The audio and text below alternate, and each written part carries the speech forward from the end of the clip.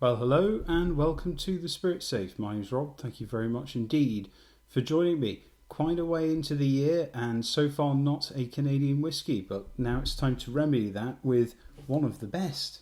It's a Cask strength Alberta Premium. The ABV is about as high as it comes, 63.5% ABV, very, very strong. It is Alberta Distillers Limited from Calgary, Canada, and I think it's almost entirely unmalted rye, if not entirely unmalted rye. I paid about 80 to 85 Canadian, I can't remember actually, and this one actually I bought from BC Liquor. The first whisky I've reviewed this year that I actually bought from BC and not Alberta, and it's called Alberta Premium. What do I want to say about it? Not very much. I mean, I wasn't going to buy this because I don't like the standard Alberta Premium so much. But they weren't making or they haven't made for quite some time, a Lot 40 cask strength. Now, I like the standard Lot 40 and I like the Lot 40 cask strength as well. So if there'd been a Lot 40 cask strength, I'd have bought that instead. But I'm glad I branched out and went with this one. Standard packaging, slightly flimsy cardboard carton here. It's got a bit of embellishment with the gold, which looks quite good. And the bottle, I kind of like the design of the bottle. It's got a pineapple-y kind of embossing to it. It looks like it belongs in a tiki bar, really, with that kind of design. Quite retro. And I like the mainly white label on it. They've done very, very well with the packaging, I think. It does have a screw cap, one of the cheaper screw caps that I've seen. But there we go. So it's a strong one. This 63.5% ABV. So you're expecting a very full experience, maybe quite unyielding.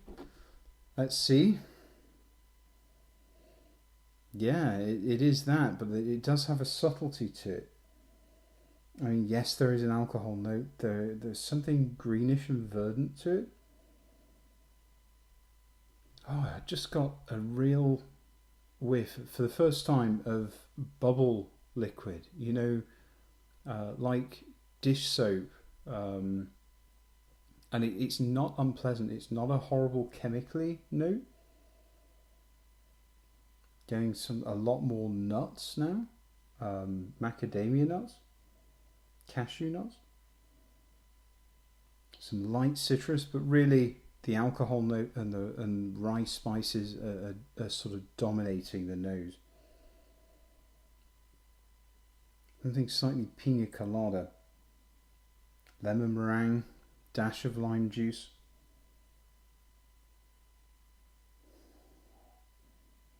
A nice vanilla, butterscotch, a lot of ginger, ground nutmeg, spiced rum, fudge, butter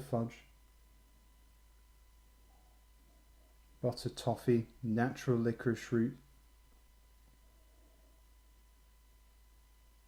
As I get into it more, the rye spice is just tingling inside the nostrils with the alcohol carries that spiciness.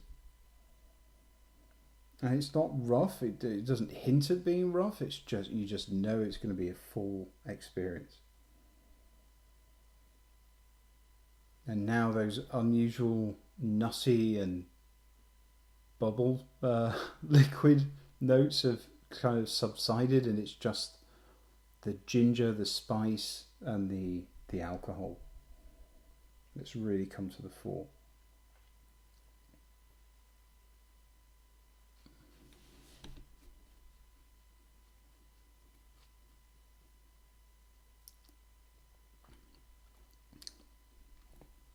Yep, very definitely a high ABV, and it's not something that I would start the night with. because you need to sort of train your palate a little bit. Definitely an alcohol bite, particularly when you go straight in to this. It's sappy, robust, lots of spicy ginger, spicy rye. Got a slight savoury edge to it, maybe. Pickled ginger, lots of Lebkuchen, the German Christmas biscuits with the gingerbread, and cinnamon. It's really very, very, it's nice, but it is very robust. So let's give it a good teaspoonful of water.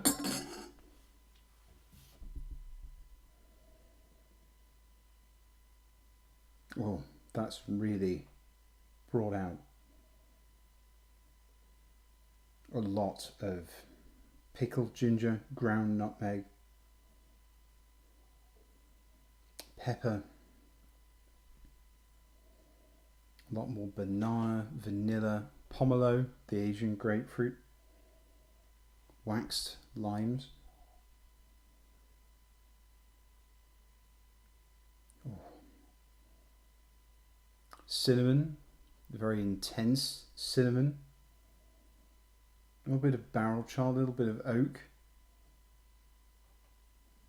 Cream coffee, maybe a coffee where they put condensed milk in like they do in Asia, because they don't have fresh milk, so they put condensed milk in the coffee. Creme brulee, there's a cooling mint and maybe even a pine sap or a cactus sap. Basil.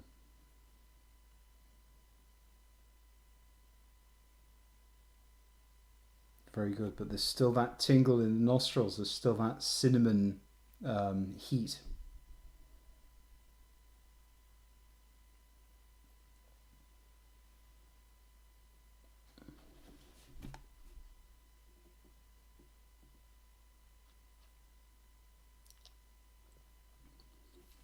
Adding water has brought it down nicely. Rye bread now. It's still a bold and spicy whiskey, still very, very intense. But you get that powerful ginger and ground ginger and nutmeg, pepper, maybe even mace, or sumac, caramel, fudge, and there's just layers of ginger, from gingerbread to pickled ginger to fresh ginger to a slightly greenish, unripe ginger. Lots of cinnamon and nutmeg in there as well.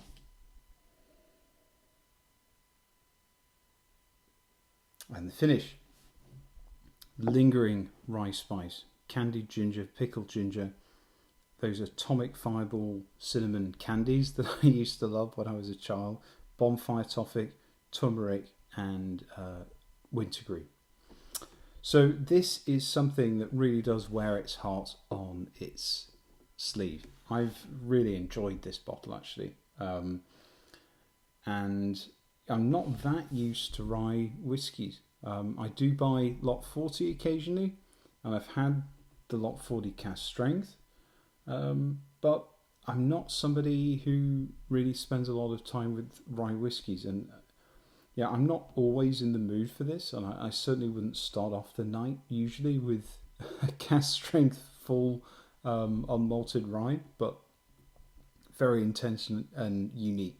I think people who really love ginger, who add lots and lots of fresh ginger into recipes and stuff, will really enjoy this. And people who aren't afraid of the high ABV, add a bit of water, bring it down. I think this is actually fantastic, and I would buy this again. It's giving the Lot 40 Cask Strength a bit of a run for its money, actually. Anyway, I hope you've enjoyed the review. I'd love to know if you tried this, and feel free to share your thoughts. I think next time we meet, we'll probably do another Scotch, which I think will be Scotch Whisky Distillery number 94. for the channel. And then maybe we'll do something from an unusual country after that, or a more expensive, more special Scotch whisky bottling. Anyway, hope you've enjoyed the review, and look forward to seeing you again. Cheers. Goodbye.